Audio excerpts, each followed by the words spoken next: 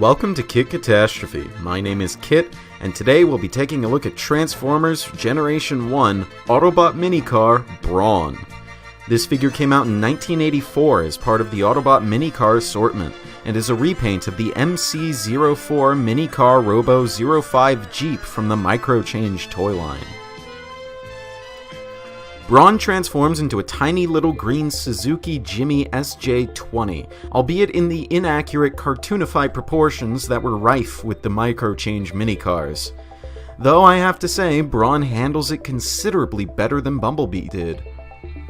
It's clear that he's still a toy car rather than the real thing, but it looks far more realistic than that truncated Volkswagen. BRAWN features zip when it comes to paintwork, relying on colored plastic to form his color scheme. And outside of some splashes of yellow-orange along the bottom as well as black plastic used for the windshield, hood intake, and tires, there is absolutely nothing to break up this massive sea of forest green, making him look rather dull and bland. The grille and rims are vac metal chrome though, and when coupled with the foil Autobots sticker on the hood, it does help mitigate this somewhat. But that somewhat is in some very steep italics. BRAWN's transformation is actually the most involved out of all the minicars I have so far, but all it entails is basically pulling an animated lockdown. BRAWN just did it first.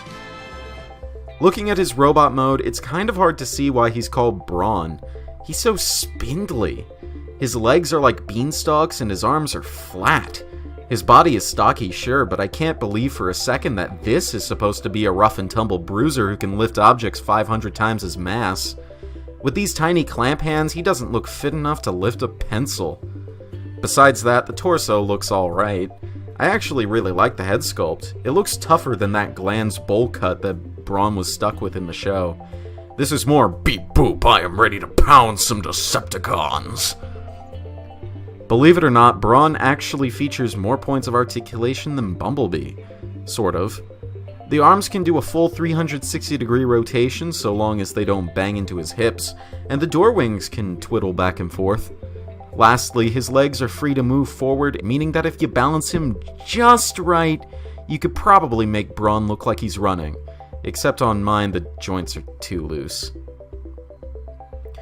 BRAWN is a very solid G1 minicar. His vehicle mode is really good, his transformation is simple and intuitive, though getting those arms out may be annoying, and his robot mode is what you'd expect from this era of reused Microchange molds. He's definitely not bad by any means, and can serve as a fun little desk toy. I got mine for only $10, and at that price, you'd be stupid to pass him up. Unless you have different collecting priorities, of course.